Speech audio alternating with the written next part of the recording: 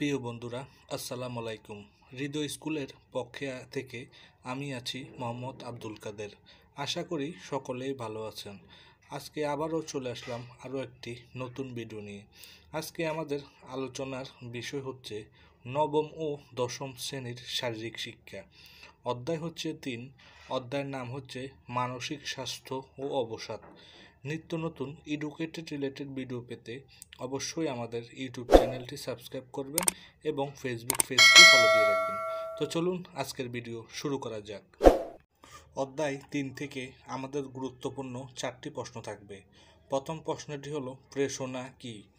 দ্বিতীয় প্রশ্নটি হলো শিশু মনে অস্বাভাবিকতার কারণ কি। তৃতীয় প্রশ্নটি হলো মানসিক অবসাদ কি এবং চতুর্থ প্রশ্নটি হলো শরীর ও মন একে অপরের পরিপূরক, ব্যাখ্যা করো। প্রথম প্রশ্ন, প্রেষণা কি।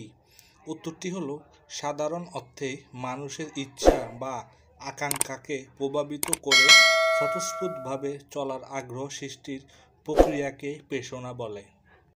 দ্বিতীয় প্রশ্ন, শিশু মনে অস্বাভাবিকতার কারণ কি। উত্তরটি হলো মানসিক অসুস্থতার কারণে শিশু মনে মানসিক বিকৃতির সূত্রপাত হয়।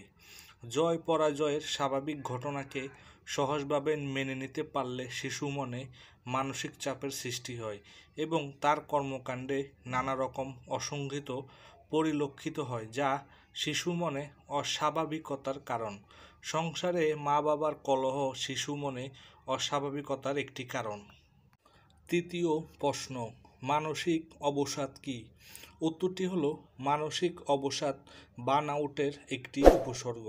শারীরিক এবং মানসিক অবক্ষয়ের একটি দীর্ঘস্থায়ী অবস্থা যা অত্যধিক কাজ বা ব্যক্তিগত চাহিদা বা ক্রমাগত চাপের ফলে হয়। এটি আবেগগতভাবে অতিরিক্ত প্রসারিত এবং একজনের কাজের দ্বারা ক্লান্ত হওয়ার অনুভূতি বর্ণনা করে।